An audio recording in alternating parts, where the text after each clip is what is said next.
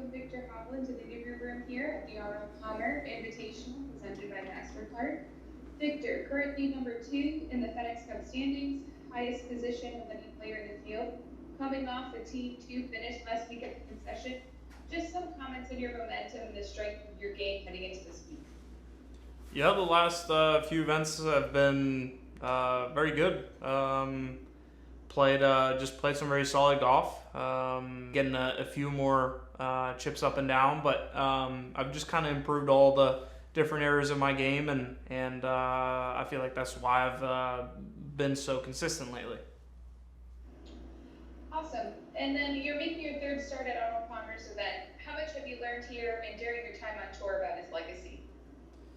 Yeah, I mean, honestly, I didn't really know much growing up in Norway until first when I came and played the Palmer Cup as a freshman in college. I played it twice. The second time was over in France, but and obviously I played as an amateur my first year here 2 years ago. So it's been cool to just learn about how much he and the foundation, how much they've done to charity and kind of help other people that are less fortunate, and obviously just learning about all the tournaments that Arnold Palmer won and the manner that he did it as well. He had such a charismatic persona, and yeah, it's cool to look back at some of his clips. With that, we'll open it up to questions from our media. Just a reminder, type your name into the chat and we'll call on you. And we'll take care of the English side of things first, and then we'll have some time afterwards for questions in Norwegian. First up, Steve DeMedway with USA Today. Viktor, how much more confident are you right now than before you started this 6 top 6 finishes in your last 7 starts? I'd say I was actually pretty confident going back to the Houston Open. I'd say I was hitting the ball. That's kind of the first few tournaments where I started to gain some more speed, started hitting it a little bit harder with a driver, and my short game was getting a little bit better. That's kind of when I saw the start of that, and that was the first week I took aim point into play on the greens, and I think I gained like 2 or 3 shots putting that week. So I feel like that was kind of the start of my good play. And then I think Mexico was the next tournament that I played, and I won that. And then I went home over the break, and I came back to Hawaii, and I was a little rusty after not playing for a couple weeks. So, but after that, I've really kind of gotten into a rhythm of knowing what I need to do kind of each week to make sure my game is in the right spot. Is that just the natural maturation of a young player learning things out here in professional golf? Can you say that again? Is that just part of the process as a young player learning each and every week, whether it's hotel rooms, restaurants, and all that? Is this just part of that natural process? Yeah, I think so. Obviously, just a part of getting comfortable. But it's just I honestly feel like it's more than that. I feel like I've really changed as a player now compared to, let's say, 6 months ago. Every single area of my game is, I'd say, very, very different. I'm hitting it further. I'm not curving it as much left to right as I used to off the tee. I can hit my irons higher, and I'm swinging a little faster, so that helps out of the rough, etc. My short game's better. I'm using more bounce. I can hit more shots and putting, and I can actually read putts consistently. Before it was just a guess. So it's really cool to look at. I feel like just every single part of my game has dramatically changed. Doesn't mean I'll be playing well every single week, but at least I have a better potential too. I know it's been 2 days, and I know we talked to you last week about this. Does what happened on Friday pop into your head more, or does what you contended, despite what happened on Friday, pop into your head more? Yeah, it's kind of a glass half full or half empty kind of way of looking at it. And it'd be a little different if that was one of my last few holes for the whole tournament, and I ended up finishing second. But I kind of, after 2 days, if I would have shot 1 under, 3 under, just kind of making some bogeys and some birdies here and there, and happened to, play really well over the weekend, I'd be pretty happy about it. I'd be pretty excited about my performance. So I kind of think of it more that way, that I was able to,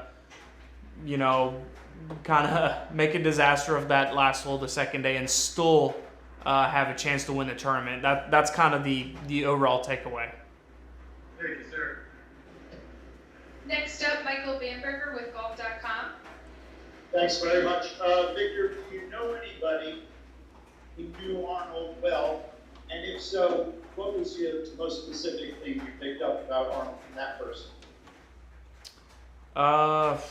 I have not really talked to very many people that were really close to Arnold. I remember when I was actually here 2 years ago, I got to talk to Arnold's old agent, and I got to know him a little bit, and he kind of gave me a little tour of some of the history around the place and kind of what he used to do and all that stuff. So that was very interesting to learn something about. It's been 2 years now, so it's not all in my memory, but I remember that experience was pretty cool. Do you think there might have been a man named Doc Kipman, an older man? He'd be close to 90, probably, not a little older.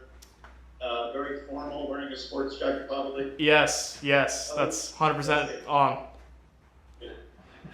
We're in the Doc Kipman press tent. They call it the media center, but Doc would call it a press tent, I think. And then on a related note, when you think of Tiger in this tournament, what comes to mind for you?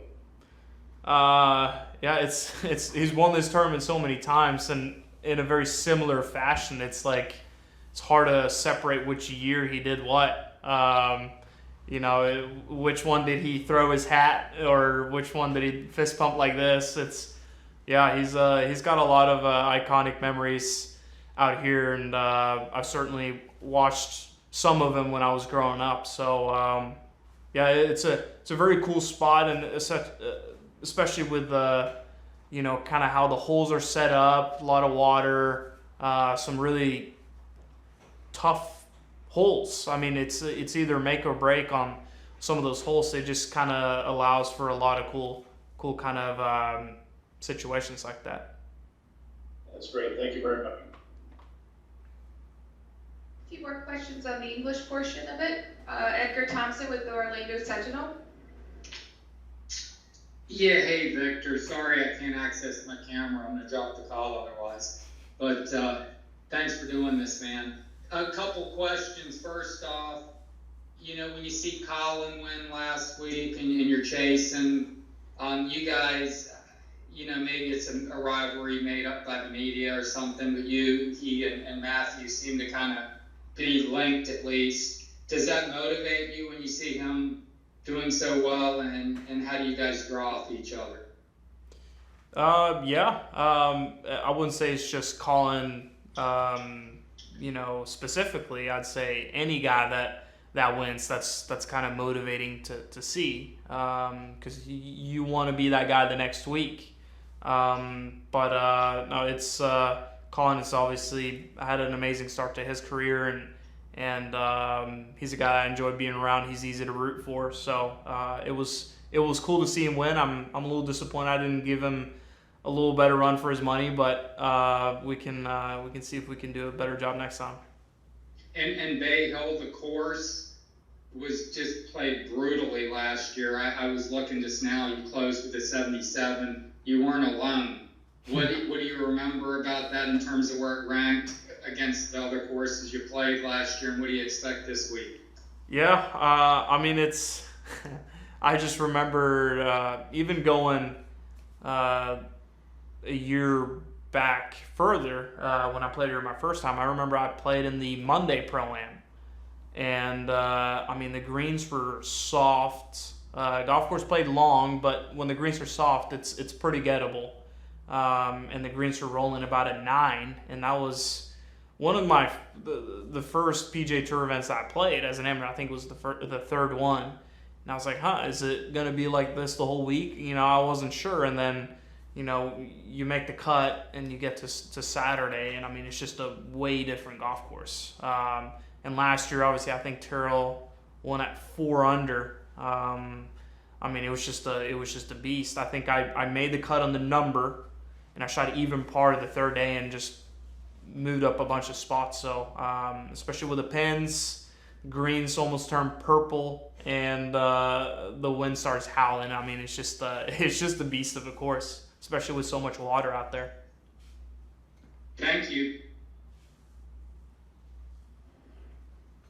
Next up, Jeff Babineau with Morning Read. Hi, Victor. You talk about all parts of your game improving since you turned pro. What part needed the most improvement and impresses you the most? It's a good question. It's hard to say because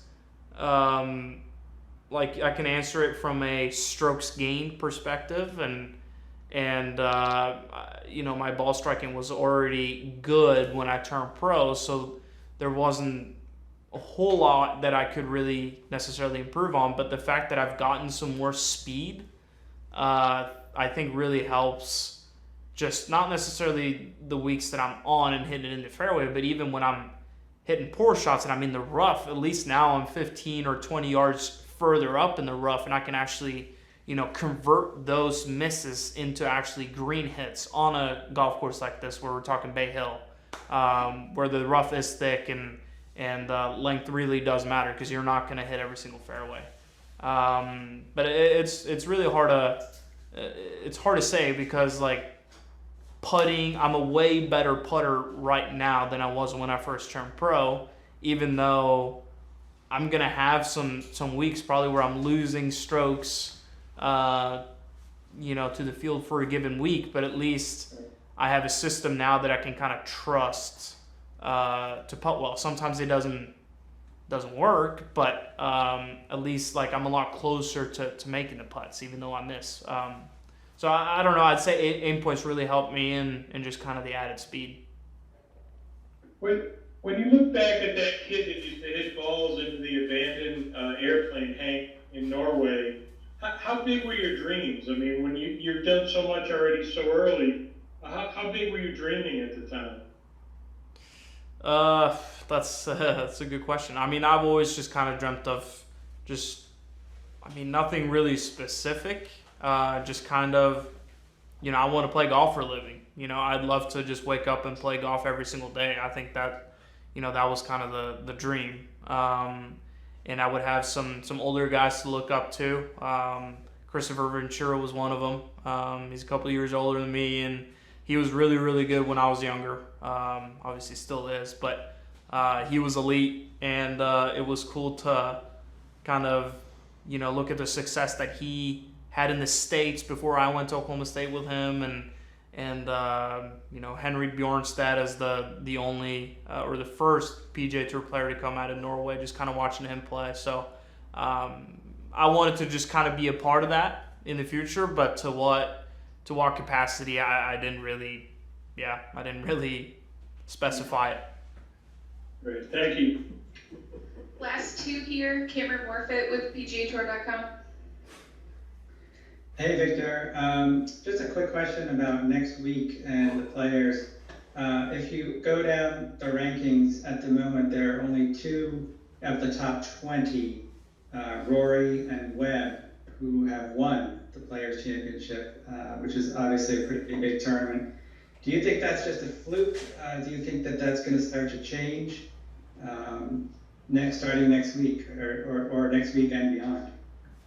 That's interesting. I mean, it's just like it's such a stacked field that literally everyone or anyone can win in that tournament. And I don't know. That's a good question. Yeah, I don't know how to answer that. It could be just a fluke. But obviously there's some big holes coming down the stretch where, if you you are the better player or you are a little bit more used to being in the moment, I would think that certainly helps because, I mean, such a fine line between hitting a good shot and ended up in the water on either 16, 17, or 18. So there's always some luck that comes into winning a golf tournament. So I mean, I'd say it is somewhat of a fluke. I'd say the top 20 guys should have a pretty good chance to win the tournament. All right, thanks. Last question for the English portion, Nathaniel Rivas with WKMG News. Hey Victor, thanks for taking the time joining us today. With the Arnold Palmer and everything that's kind of been going on with COVID, how important is it for you to be playing in this tournament this weekend? Yeah, I mean, I don't know to what capacity we're gonna have fans out here, but I mean, it's a great field, and just a great place to come and play golf.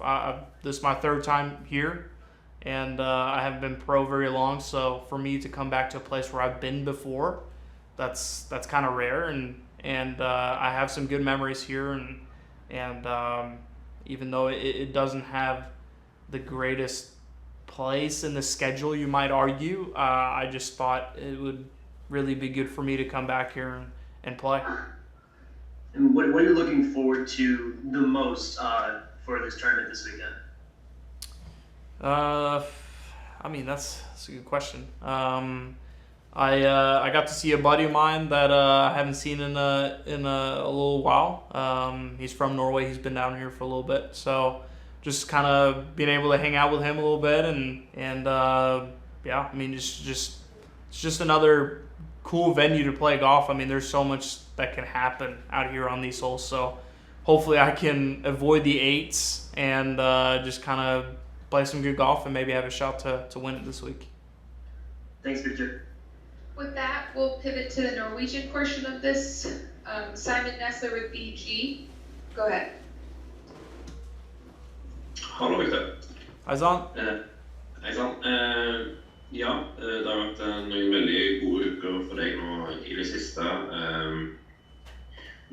Tenker du at nivået ditt sånn generelt sett nå bare er et par steg høyere enn det har vært før, med tanke på de resultatene du har fått på et stabilt nivå nå? Ja, jeg vil si det.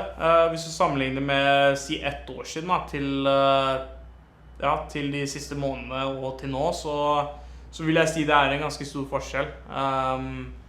Og det synes jeg man kan se med tanke på at jeg får ikke maksimalt ut av spillet mitt, men samtidig så klarer jeg å få topplasseringer, og det er ganske kult å se.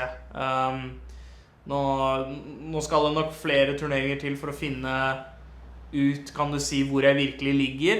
For jeg spiller nok helt sikkert bra nå i forhold til det jeg har, liksom, men det går jo selvfølgelig opp og ned. Men jeg vil si at jeg er en bedre spiller nå enn det jeg er før. Du var jo tidligvis oppe helt på toppen i FedEx liste underveis på søndagen nå sist, ligger på plass. Hvor mye betyr det for deg å eventuelt kunne toppe den listen? Nå er det jo kun deg av topp 5-spillerne som deltar denne uka. Ja, så det er ikke akkurat det som er første prioriteten denne uka her. Det er jo en golfturnering som man forbereder seg til og prøver å vinne når man stiller opp. Det gjør så bra som man kan. Så for det som komme. Det er fortsatt veldig, veldig tidlig igjen av FedEx-cupen. Hadde det vært en av sluttspillturneringene, så hadde det vært litt annerledes. Men det er selvfølgelig kult å se at navnet ditt er så høyt oppe. Det viser at man har hatt en veldig bra stabilitet gjennom sesongen så langt. Last one here, Simon. Yes. Nå er det jo en rekke store turneringer som kommer på en måte rekke rad nå med Players neste uke, så er det Major, og så er det OL og Ryder Cup, altså det er mye det nå de neste månedene. Hva tenker du egentlig om de neste månedene som kommer, og hva som er mulig for deg å få til det? Ja, det er som du sa, det er masse kule turneringer som kommer som kommer videre. Og det, ja, det blir jo veldig mye golf, og det er viktig å spare energi og være smart og forberede riktig. Men med den formen som jeg har nå, så passer det, så kommer det på bra tidspunkt at det er såpass mange turneringer. Så det er bare gøy, det. Bra. Takk for det. Takk. Thanks for joining, Simon. Victor, thanks for your time. Good luck this week. Thank you.